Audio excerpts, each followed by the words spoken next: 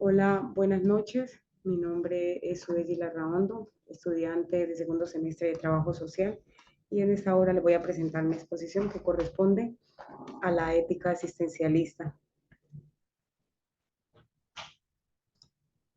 Según los filósofos Jean-Paul Sartre, Soren Kierkegaard y Auguste Comte. ¿Cuál es el objetivo de esta filosofía? Presentarle los diferentes puntos de vista de cada uno de estos filósofos. Aquí yo tengo un video que decidí dejarlo para el final de la exposición. Lo presentaremos.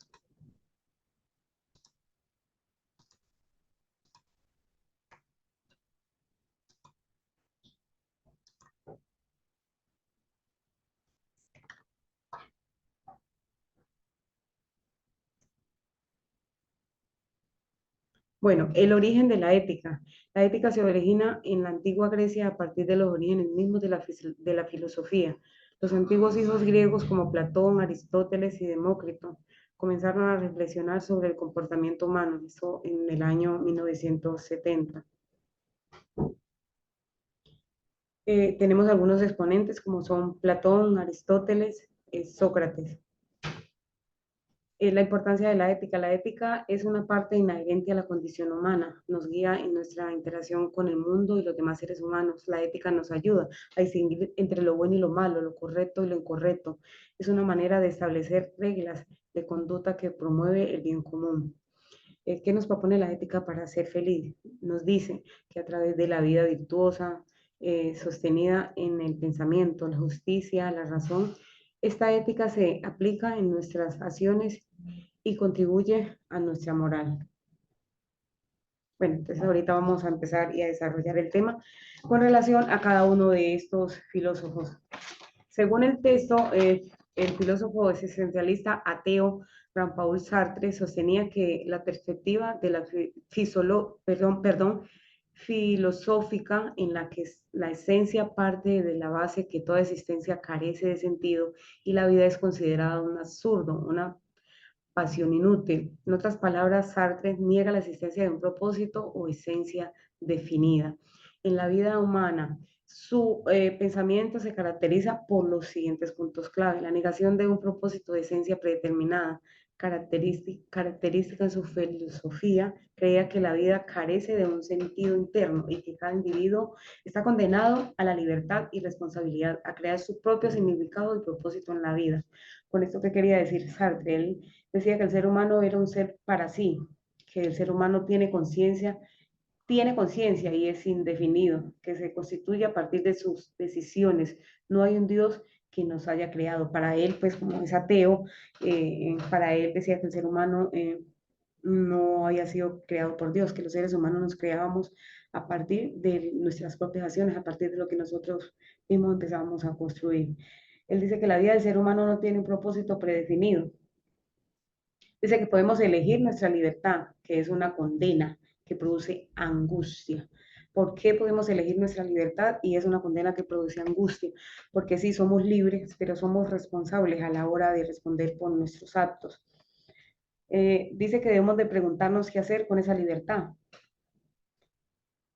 Eh, También nos dice que Dios es el camino y que en este nos habla de un salto de fe, pero entonces este salto de fe, el que Él nos habla, es que es a partir de nosotros mismos, no es a partir a través de la iglesia o a través de Dios, no, que es un salto de fe a través de nosotros mismos como seres humanos, o sea, de la fe que uno se tenga para pues para las cosas que pretenda hacer uno en la vida, de las cosas que pretenda uno construir. Dice, reivindica a aquellas personas que tienen un tipo de fe religiosa, nos invita a examinar nuestra vida, nuestras acciones y nuestras decisiones. Entonces ahorita vamos a pasar a hablar de Soren Kierkegaard. Bueno, este filósofo, él consideraba que la evolución se da eh, por oposición entre dos opciones, lo uno o lo otro, pero eso lo aplica al individuo porque siempre define la singularidad del hombre y la universalidad del espíritu. La característica existencialista, la posibilidad deriva de esta evolución entre dos opciones. que él considera que marcan la existencia de un individuo. Esta posibilidad significa la nada, lo que soy significa nada. Esto da a mi carácter la posición de conservar mi existencia en el punto cero, entre el frío y el calor, entre la sabiduría y la entre la sabiduría y la necedad, entre el algo y la nada, como un simple quizás. Ese punto cero es indecisión. O sea, ¿qué nos quiere decir con esto? O sea, que para el ser humano sí somos libres, pero a la hora de tomar decisiones, por ejemplo, voy a entrar a estudiar. Entonces, a la hora de elegir, perdón, de elegir lo que quiero estudiar entre una cosa y la otra, esto genera indecisión.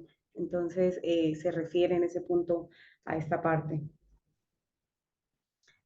También nos dice que debemos de tomar decisiones escuchando nuestra voz interna. Dice, la angustia es un estado fundamental de existencia humana, es una sensación de ahogo o ansiedad que surge cuando el ser humano se enfrenta a la toma de decisiones importantes en la vida, que es un elemento esencial de condición humana, que puede conducir a la reflexión y a la autenticidad, al ser auténtico. Esta parte ya se las había explicado, que pues a la hora de tomar decisiones en el ser humano, eh, es difícil ponerse de acuerdo uno mismo, pero entonces su filosofía pues está muy centrada en que el ser humano debe ser sí mismo, debe ser un ser para sí mismo. Ahorita vamos a pasar entonces a hablar de Auguste Comte. El conocimiento humano, decía él, debe basarse en la observación y la empírica y en el método científico, que la religión y la metafísica deben ser reemplazadas por una comprensión basada en la ciencia y la razón. Aquí hay algunas ideas claves asociadas con la filosofía de Auguste Comte, que nos decía este filósofo, que la posibilidad de desarrollo de la vida del ser humano se podía hacer a través de los métodos científicos. Decía que al principio de su obra, que el ser humano en principio tenía gran angustia y preocupación porque por los temas de lo que tenía que ver con las erupciones, con los volcanes, porque el ser humano quería encontrar unas explicaciones del porqué de esto. Entonces él decía que la única manera de poder resolver todas estas inquietudes era a través de métodos científicos. También en su filosofía él decía, el más primitivo, tenía tres, las tres teorías de los tres estados, la teológica, el más primitivo que estaba lleno de temor y confusión ante lo incomprensible de los fenómenos naturales, lo que les acabo de explicar. El estado metafísico, estado de tracción entre el pensamiento y lo religioso. El estado científico, máximo grado de madurez. La inteligencia humana decía que los seres humanos tenemos conciencia de nuestros límites. Dice que las matemáticas son la base que contribuyen pues a las demás ciencias y la familia es de gran importancia para la construcción de la sociedad. Consideraba que las relaciones tradicionales carecían de validez. Entonces, en resumidas palabras, lo que nos decía este filósofo es que sí era posible construir con el ser humano, pero pues a través de métodos científicos. Para él no era importante si existía Dios o no. Ahora vamos a pasar entonces a la parte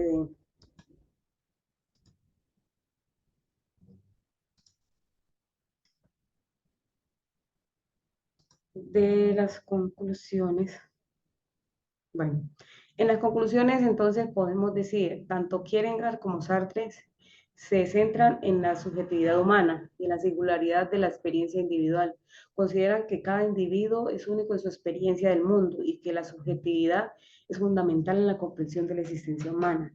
Y Auguste Comte define las teorías que el conocimiento humano debe basarse en la observación empírica y en métodos científicos.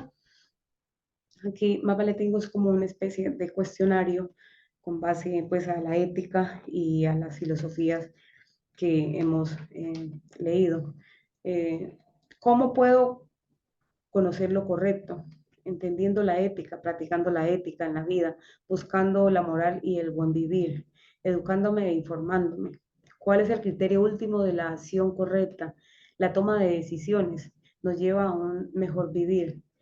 Aquí hay otra pregunta. ¿Por qué debo hacer lo correcto? Por el bien de los demás y el mío propio, ya que las malas acciones tienen consecuencias.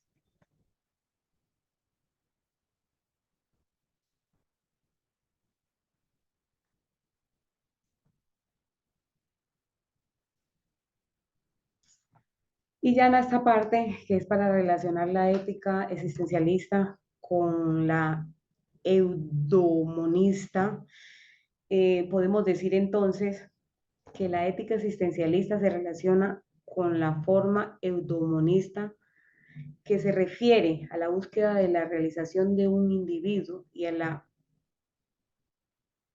prosperidad personal como objetivo de vida.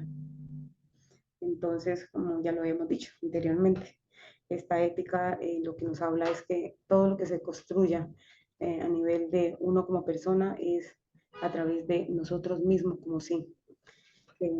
Según ellos, nosotros no somos seres que hayamos sido creados por Dios, sino que llegamos a este mundo, pero que nos fuimos haciendo de acuerdo a lo que tenemos, de acuerdo a nosotros como seres humanos.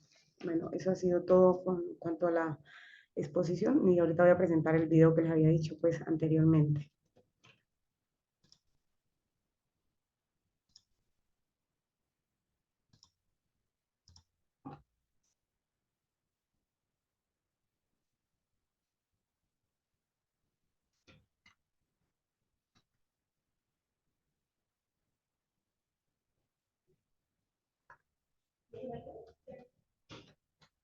Ay, me disculpan un poquito, es que este computador está un poco lento, entonces se demora un poco en mostrarme las cosas.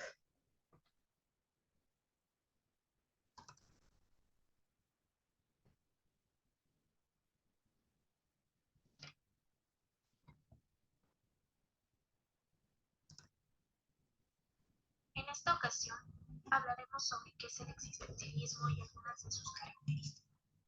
Se trata de una corriente filosófica que coloca al sujeto en el centro de la atención de la reflexión. Rechaza cualquier concepto de hombre, es decir, para los existencialistas no existe alguna definición que pueda determinar qué es el hombre. El hombre es un ser arrojado al mundo. Esta frase expresa que cada uno de nosotros es absolutamente libre y por lo tanto responsable de hacer su existencia. En este sentido, no existe una esencia del hombre, sino se crea. Pensemos en un ejemplo. Si observamos a un lobo, tiene una esencia definida, es decir, colmillos, sabemos que volará, que tendrá un pelaje en particular, pero no ocurre lo mismo con el ser humano. Cuando alguien nace no podemos saber qué gustos tendrá, si será un delincuente, un policía o un abogado. No existe una esencia en el concepto de hombre. Sin embargo, al construir esta existencia e ir definiendo nuestra esencia, los existencialistas dirán que esta implica libertad y conciencia.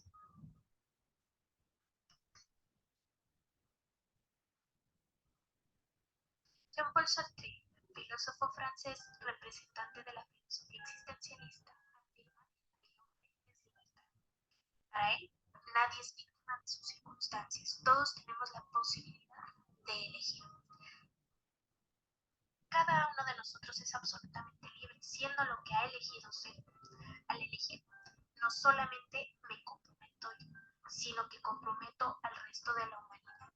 Recae en el ser humano entonces la responsabilidad de sus actos y en general de toda la situación de la humanidad.